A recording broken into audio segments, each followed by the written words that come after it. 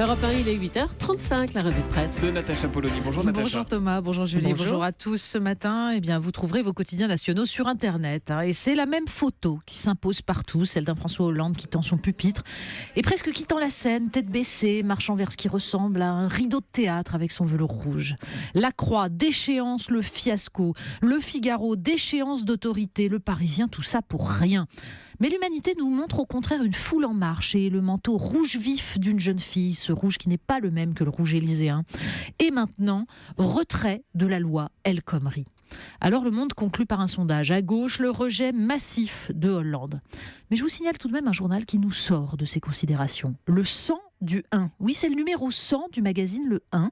Et il est illustré par Gérard Fromanger pour nous parler de culture, de création, de vie.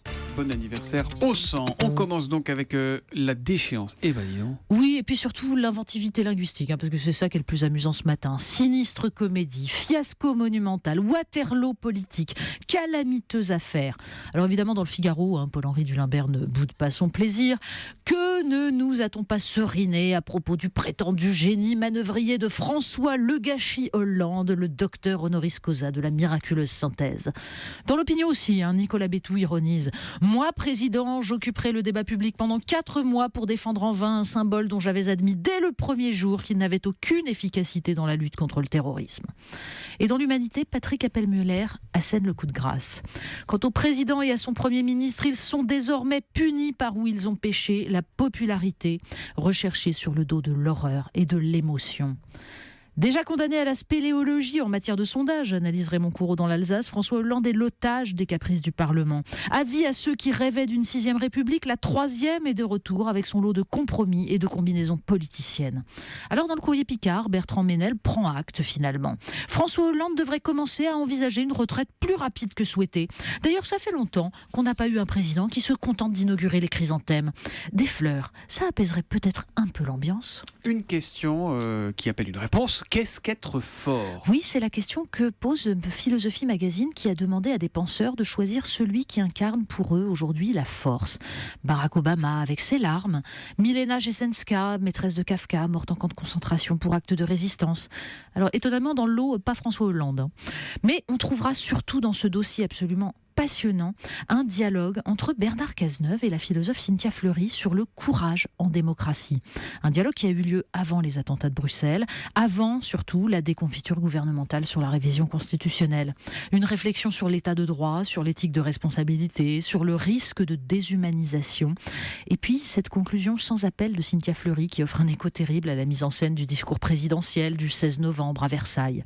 À partir du moment, dit-elle, où l'on se produit devant une caméra, dès lors que tout est mis en scène pour être diffusé, on n'est plus dans le courage. Vous nous parlez de ce que les anglo-saxons appellent les near-death experiences, les expériences de mort imminente. Oui, on ne parle pas du tout de l'état de la gauche ou de celui du quinquennat. Non, pour lui préciser sans transition. Voilà, le magazine National Geographic nous propose un formidable dossier sur ces frontières de plus en plus fluctuantes entre la vie et la mort, sur ces cas de patients qui se réveillent après que le cœur a cessé de battre pendant plusieurs heures, sur ce bébé mené au bout de la grossesse alors que sa mère était en état de mort cérébrale après un AVC, ou sur ces moines, c'est incroyable, ces moines qui entrent en méditation juste avant leur mort et ça freine la décomposition du corps.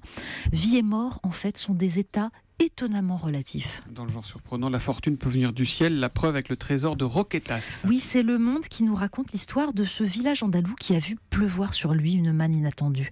C'est là qu'ont été vendus les 1600 billets gagnants de la loterie de Noël 2015. 400 000 € chacun. Alors il y a des Espagnols qui ont pu payer les études des enfants ou construire la maison, mais il y a aussi des immigrés. 1/3 des habitants de Roquetas sont des immigrés, des Roumains, des Africains. Sauf que pour eux, cet argent ressemble à un cadeau empoisonné. Il faut se cacher pour ne pas se faire racketter, pour ne pas que la famille ou les amis au pays réclament plus que leur part. Et puis il y a l'islam qui leur dit que cet argent est impur et qu'il ne pourra servir ni à un pèlerinage à la Mecque, ni à des dons pour la mosquée. Alors certains dissimulent, surjouent la pauvreté pour que personne ne sache. Même la chance finalement est inégalitaire. C'est l'actualité du jour, la loi travail, la loi El Khomri. Oui, alors je vous conseille de vous amuser surtout à comparer l'enquête de Libération sur les violences policières en marge des manifestations lycéennes avec l'article du Figaro donnant la parole à des proviseurs qui expliquent, eux, que les blocages de lycée ne sont absolument pas bon enfant et que des activistes cagoulés provoquent des casses. C'est saisissant. Mais il faut lire aussi sur le site Causeur l'article de l'économiste Jacques Sapir expliquant pourquoi cette loi, dont il souhaite le retrait, sera maintenue. Parce qu'elle ne dépend pas, dit-il, de François Hollande, mais de Bruxelles et des engagements pris par celui qui a renoncé au début de son quinquennat à renégocier le traité budgétaire européen. En fait, le modèle allemand, nous dit-il, avec ses innombrables travailleurs pauvres, est notre horizon. On termine avec un mythe. Mais oui, le Parisien nous révèle que les mythes peuvent être réalité. La licorne existe. Enfin, ou du moins, elle a existé à une époque où des hommes pouvaient la croiser. On pensait que cet animal... Alors évidemment, l'animal en question n'a pas grand-chose à voir avec la petite chèvre blanche des tapisseries médiévales qui incarnait la pureté. Mais cet animal donc, est un cousin du rhinocéros, en plus fin et plus élancé, avec une corne d'1,50 m à 2 mètres, qui se promenait du côté de la Sibérie. Et donc, on pensait qu'il était beaucoup plus ancien que ça, mais non, il a côtoyé les hommes. De quoi alimenter, en fait, les récits des anciens sur l'homme, qui a vu la licorne. Vous savez, on connaît ça, hein. L'homme qui a vu la gauche au pouvoir. En fait, on peut y croire.